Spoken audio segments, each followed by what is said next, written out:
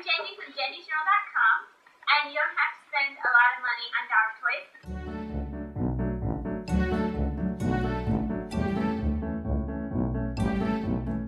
This is the leg of one of my husband's old pair of jeans. As you can see, very greasy, oily, old, no good anymore. I just used some scissors and cut it up, and then I'm going to tie a knot in it. And I'm actually going to tie a knot on each end because when we tie him in the middle, the knot is where he likes to grab.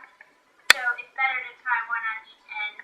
And then we have a very inexpensive dog tug toy that you can just throw out when he tears it up.